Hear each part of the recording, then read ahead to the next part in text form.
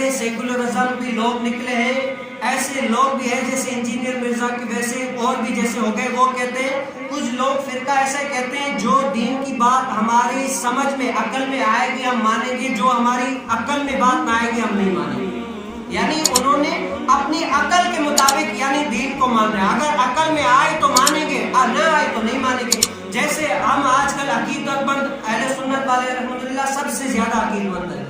ہم بتاتے ہیں کہ جیسے غوث اعظم کا بیڑا کتنے سالوں کے بعد جو ہے نا ڈوبا ہوا تھا، وہ نکال دیا غوث پاک نے بڑھیا کے کہنے پر، وہ سارے لوگ زندہ تھے، حالانکہ عقل اس کو نہیں مانتی۔ جیسے اگر آدمی 1 گھنٹہ پانی میں رہے تو مر جاتا ہے، بچنا ناممکن ہے، ڈاکٹر بھی جواب دیتے ہیں، عقل انسان کی نہیں مانتی، لیکن عشق مانتا ہے کہ کیوں غوث پاک ہمارے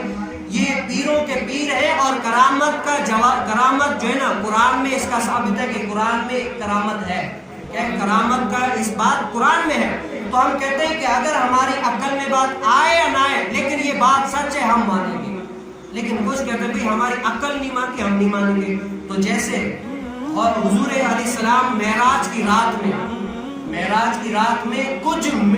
لمحوں کے لیے رات کے آخری حصے میں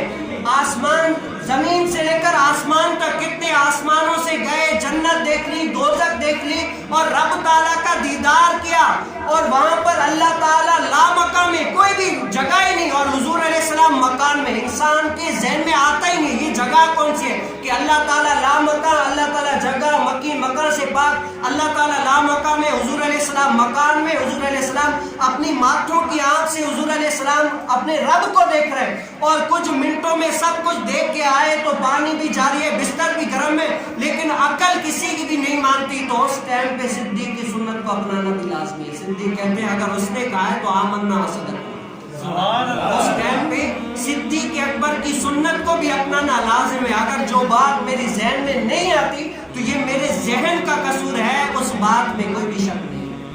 بہت سارے ایسے ہیں بھئی، ہماری آج کل لوگوں نے مائنڈ بنا لیا کہ بھئی اگر ہماری ذہن میں یہ شریعت کی بات آئے گی تو ہم ایکسیپٹ کریں گے، اگر نہیں آئے گی تو ہم نہیں مانیں گے۔ یہ کیا قاعدہ قانون ہے؟ اگر آپ کے ذہن میں بات نہیں آ رہی تو آپ اپنے ذہن کا علاج کریں، یہ نہیں ہے کہ آپ اس میں ماننا انکار کر دیں کہ میں شریعت کی یہ بات نہیں مانوں گا۔